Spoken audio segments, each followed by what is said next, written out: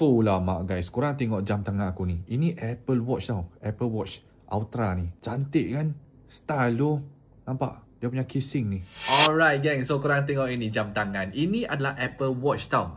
Ini bukan ciplak-ciplak punya Apple Watch So sesiapa yang pakai Apple Watch 44mm, 45mm dan juga Apple Watch Ultra, korang actually boleh dapatkan dia punya casing dengan dia punya strap ini tau. Dia nampak macam Richard Mille sedikit. Casing yang macam ni dulu jual mahal-mahal. Sangat mahal. Sekarang dekat TikTok ni murah sangat-sangat. So kotak dia macam ini sahaja. So dia ada bagi skru untuk korang kuncikan belakang dia punya casing sini dengan depan sini. Dia sini ada 4 skru. 1, 2, 3, 4. Untuk strap ini dia ada 5 jenis warna. Putih, orange, hitam, merah dengan kuning. Untuk dia punya casing ini pula yang aku punya adalah transparent. Dia ada lagi satu hitam transparent. Tetapi aku ambil yang transparent. Dia nampak lebih premium sedikit lah. So dalam sini adalah actual button korang. Tetapi dia extend sampai luar sini. Tetapi macam mana pun dia boleh pusing dengan selesa. Tak ada masalah. Tapi sini ada button. Semua ada function. Macam korang tengok aku tekan sini. Scroll macam ni, dia semua function ada ni. Ini original Apple Watch tau. Cuma dia punya casing ini jenama lain je lah. So button ini semua boleh tekan. Function memang okey.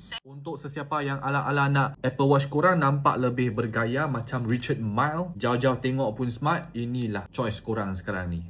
Pakai pun selesa. So korang tidak perlu tukar dia punya strap. Dia datang sekali dengan dia punya casing sekali. Casing dengan strap sekali. Okay, sekali. Yang penting buttonnya semua cantik. Dia extend bagi dia nampak lebih besar sedikit. Okay, so ingatlah sesiapa yang pakai Apple Watch, tak kira Apple Watch 44mm ke 45 ke Apple Watch Ultra, no problem. Dia ada size bagi korang.